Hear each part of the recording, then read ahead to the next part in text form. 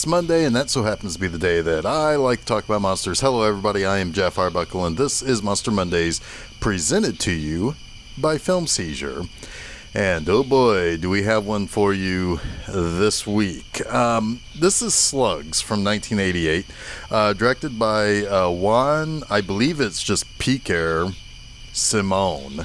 And this guy, Spanish filmmaker, he is kind of among the all-times of the B-movie directors.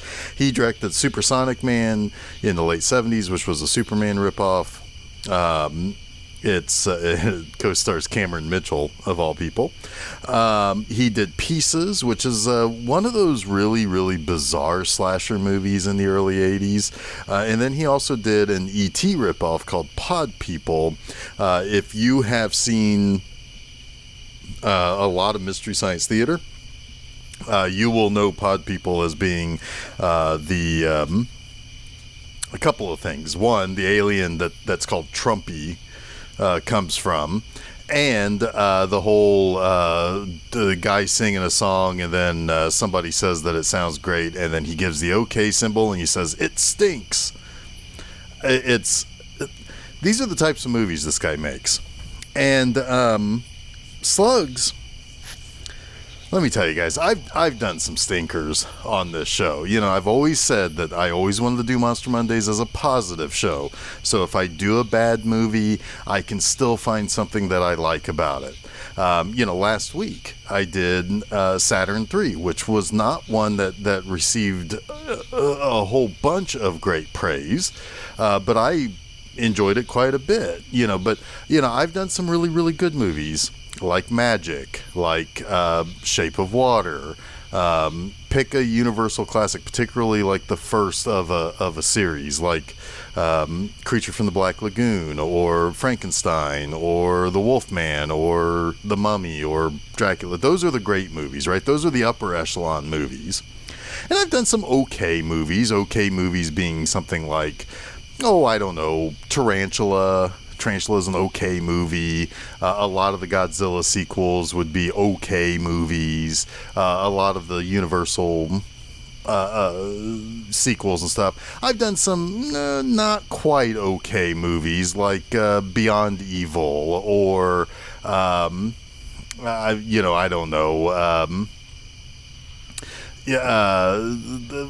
Purple People Eater, or something like that. That's it's not quite okay. It's fun to watch, though. There's certainly some of the old classic B movies that I did a few months back or earlier this year, like Attack of the Giant Leeches, Giant Gila Monster, Tracking the Moon Beast. Those are movies that are really not good, but they're fun to watch. I've done some real stinkers. I've done movies like Beaks the Movie, or Nothing Burgers like the Mad Monster. Well, Slugs is in that bottom category. This is a very bad movie. This is a very, very bad movie. Now, I know my co-host on Film Seizure, Mr. Jason Oliver, loves this movie. I do not understand why. He and I will have a conversation about this independently, but here's the thing. If you ever want to know what it is that makes... if you ever want to know what Europeans thought of Americans in 1988, this is probably the movie that you should be watching. The relationships in this movie are bonkers. And I'll talk about that here in a minute. But I will say, I've always said this. Monster Mondays is meant to be a positive show. I will still find 3 things that I like about this movie, even though I think this is maybe not as bad as Beaks the Movie, but pretty freaking bad. But okay. So the movie starts with this young couple out on a boat on a lake. And the girl says something like, "Oh, you really weren't kidding when you said we were going fishing. It looks like you didn't just get in a rowboat. He brought a fishing pole. He's been fishing for a little bit.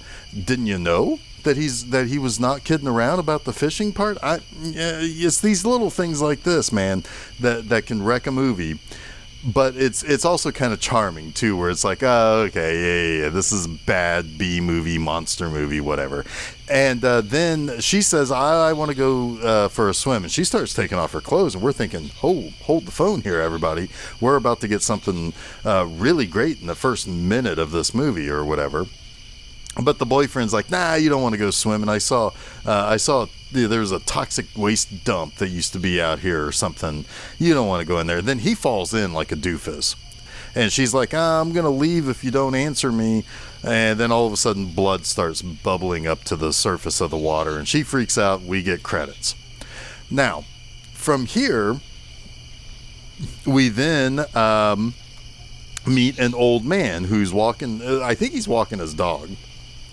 And these punk kids nearly run him over, and they kind of seemingly do it as a lark too. I mean, they call him an asshole or something. I can't remember exactly what they call him. It was kind of funny, but you know that this guy or his dog is going to be the next one to go, and sure enough, he goes take a booze-infused nap on his couch. He starts screaming. He dies. We see then a couple of pairs of yuppies. Now, these yuppies, two of them are two of our main stars, the Bradys. Mike Brady, not related to the Brady Bunch Bradys, and Kim Brady, who is a local school teacher. Now, Mike works for... he works for the health department, and the people that he's talking to is a guy who's like in land development or something, and his boozer wife. But then Mike and Kim say, well, we got to get out of here, and they run into another couple, his buddy, I think it's Don, who works for the sanitation department, and his wife, who looks like his mother. It may have just been her hair. It may have just been the way she was dressed. I don't know, but they did not look like they were. And they talk about having high school kids that are in Kim's class. They hate her guts or whatever. And yet this woman seems like, okay, she looks like somebody who probably has high school kids. Don doesn't. I'm very confused by that coupling. Anyway, Mike Brady has to go and check out because we find out that the old drunk at the beginning is going to get evicted. So Mike's going to go and look at the health department side of stuff, I guess. He gets driven around by the sheriff, who I guess is going to go and enforce the eviction, maybe. But the sheriff is driving in a car that looks like a fire department's car, like a fire inspector's car. It's white with red lines and red lights. That's wrong. That's a very blatantly wrong thing in this movie. But anyway, they find the dead body there. And this gets Mike kind of in this stage where, we got to figure out what's going on here. We got to figure out what's happening. Meanwhile, more slugs are starting to show up around town, starting to create some havoc and create some problems. Mike's wife, Kim, finds a slug in the garden while she's working out there. And she's like, it's the biggest damn slug I've ever seen in my life. And he's like, oh, wow, let me take a look at that. And he sees it. Now, he did notice previously in various murder scenes that there were trails of like this slimy, viscous stuff. So he's like, oh, wow, look at how big those slugs are. And it bites him. But it looks like a little cartoon, like what you would expect a cartoon slug to look like. I got more to say about that. But anyway, so it bites him, and he's like, "Oh gosh, grab one. Let's take it to the science teacher at your school. See what he has to say." And so that happens, and he's like, he's starting to kind of noodle through the concept that okay, it's the slugs that are eating these people inside out. Slugs are showing up every freaking where. A young couple gets attacked by slugs. They get eaten all the way through. In fact, that was one of my one of those things that does make this movie a little charming. How do you make it look like your floor is full of slugs? You put trash bags down, and when the trash bags ripple, it looks like you're laying on top of slugs. But anyway, so more and more of these deaths show up, and meanwhile, Mike Brady is telling everybody, or he's telling the scientists, it's like, wow, yeah, it's really weird that these, could these slugs eat meat? It's like he finds out that they eat mostly, that they're mostly herbivores, but there are a few that are that are carnivorous or omnivorous. And the science guy asks Mike Brady, it's like, well, why do you want to know? And it's like, I'll talk to you later, Doc. You tell him right now. You tell him right now. That's what you're supposed to do in these movies. You tell him why you're asked that question right now, Mike. Anyway, so later, Don, Mike's buddy, who works in the sanitation department, is starting to realize, because they answer a very mean lady's call about some sort of smell from the sewer. They realize that there's chunks of dead animal in the sewer. And it seems as though Don and Mike are really on the same page, but the moment, and this is what I'm talking about, how Europeans really kind of think of humans, or think of Americans in this movie, because every time Mike wants to say something to somebody, he gets angry with them. He says something, and then he goes from like basically a 5 saying, hey, secretary, will you put somebody on the phone for me, to immediately like chewing her out for not putting somebody on the phone immediately for him.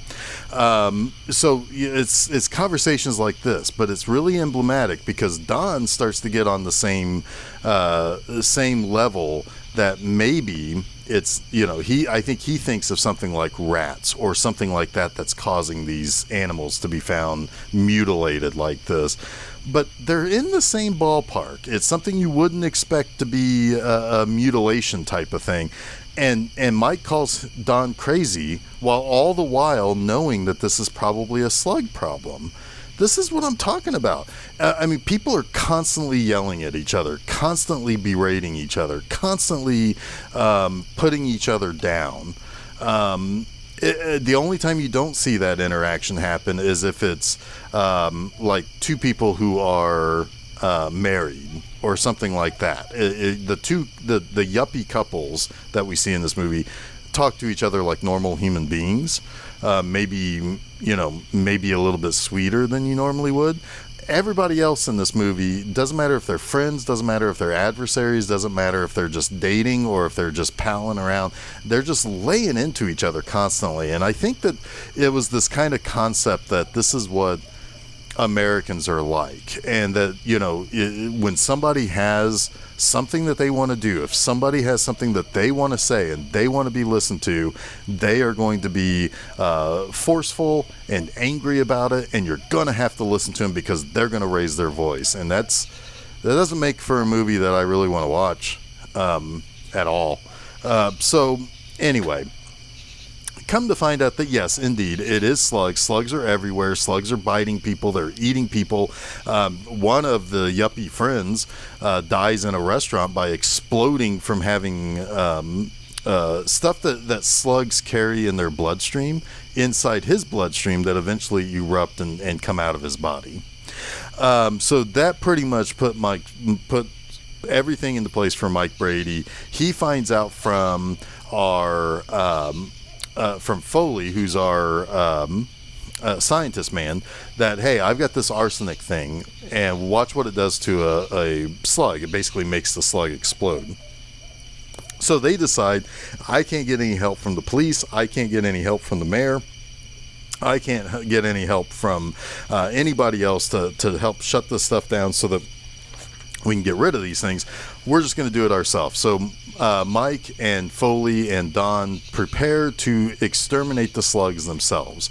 Mike and Don are going to go into the sewer and basically usher the slugs into one place, to where then Foley, if he can ever get that goddamn manhole cover open with a pickaxe, which I don't think would ever work, he's going to dump this stuff into the sewer, and it's going to blow up all the slugs, and it probably won't ignite the sewer gas in there. Probably not.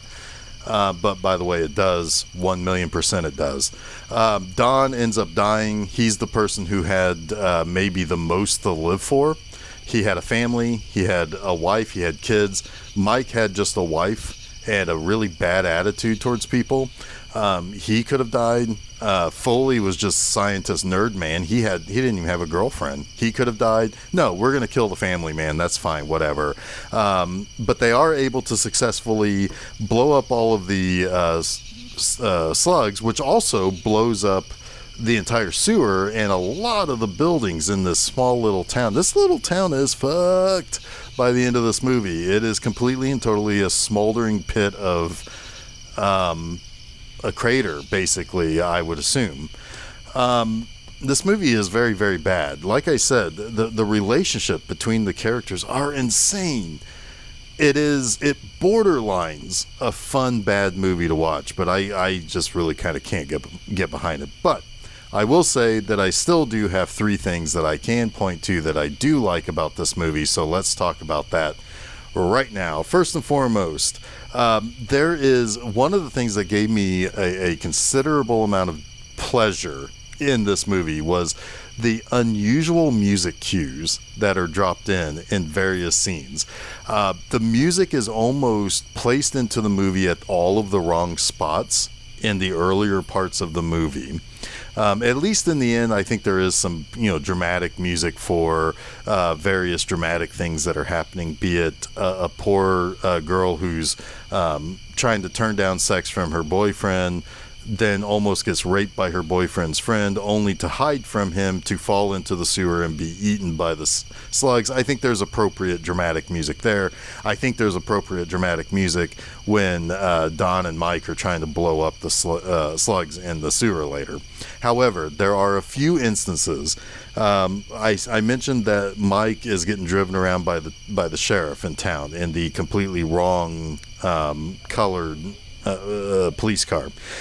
When they are just simply pulling up to the old man's house to investigate the healthiness of this guy's house that he's about to be evicted from, they play this like it's almost like 70s cop show type of music, or like the music that you hear like in front of like Action 12 News, and here's your anchor Sally Sutherland and Keith Miles or whatever, right? It's like that sort of style of music, and all they're doing is turning a corner and stopping on the curb.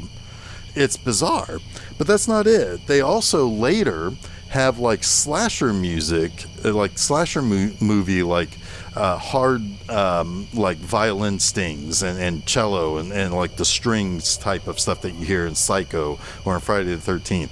They were playing that when guys are just like getting their stuff together to go dump the arsenic down into the thing. It doesn't really fit. There's a couple of places where they play that style of music where it really doesn't fit. Then at the at the end of the movie, when Kim Brady is reunited with Mike after blowing up the entire town, they play this 70s like sitcom. Like it would be something like you would expect like on That Girl or Mary Hartman or Mary Tyler Moore type of show, right? Like spunky female making it in the world type of sitcom music. It is very bizarre how the music fits into this, and actually made me laugh on several occasions. Second, there's only one instance in which we actually see a slug actually do this, but it turns into like a little puppet where it's got like a big old mouth and some like really sharp teeth, and it's like rawr, and it bites on Mike's finger. I would have loved a whole lot more of that. These little slugs aren't really all that terrifying when they're just kind of like hanging out like in a sink or coming out of a toilet, or just kind of slithering around like slugs do. But they're hilarious if they could be like a little slug monster guy, like almost like a cartoon character slug. it reminded me of the little slurm slugs from Futurama. It's just like this, and it opens up its mouth real big and then bites down on Mike's finger. It was so adorable, and it's so unexpected that we're gonna see that shot, because we hadn't seen anything like that in the movie, and it was so disappointing we don't see anything like that for the rest of the movie. It really would have made this viewing much more interesting for me if we'd have gotten more of those little puppet slugs. And then finally, though, really, the effects in this movie are very, very good. There is a Spanish version of the Oscars. I think it was the third year that they did it. This movie won for its makeup effects, and well-deserved. You have really good kind of goopy corpses left over from whatever the slugs didn't get to finish off before the morgue came and picked up the body. You have the one guy exploding. You have Don in the sewer getting attacked by all of the slugs, and he's kind of flailing around in the sewer water and all of that. All of that was actually really top notch. That made this movie not at least feel like the utterly cheap movie that this is. It's gruesome appropriately. It doesn't do it too much. It saves it for good reveals or for good effect. But it is top notch. It absolutely is, and you can tell that there is a lot of craft in how they made the slug victims work. It's this movie. You could compare this movie very easily in a lot of ways to the movie Squirm, which was one that I did cover. That's an okay movie. At the very least, it's elevated to okay because there are elements of that movie that I really, really like. The idea that it's in this small southern town out in the middle of nowhere. The characters are likable, so on and so forth. And of course, you have worms in that, and this you have slugs. It's comparable, like some of the effects that they did in Squirm that they did really, really well when the one dullard of the town gets all of the worms in his face and they're like basically piloting his body around. That was a good effect, much like all of the effects in this movie are very, very well handled. And yes, there are explosions that happen like a guy gets a slug in his glove. Oh my God, I got to talk about this. I can't believe I didn't talk about this scene. Old man gets a slug in his glove, and it starts biting him, of course. And so he's trying to get the glove off. He can't get the glove off. Why he cannot get that glove off, I cannot tell you. But he starts to get desperate. He's like pounding his hand on his table because he's trying to kill whatever it is that's biting him. He can't get the thing off. He then decides he has to take an axe and cut his hand off. And he does. Good effect. But then, while he's flailing around and all of this stuff is happening, there are chemicals and stuff that are being knocked over. Things are being toppled over, and all of this stuff happens. And something ends up sparking like some fumes in this greenhouse, and the whole thing goes up, and there's a big explosion. Of course, half the town explodes at the end of the movie as well.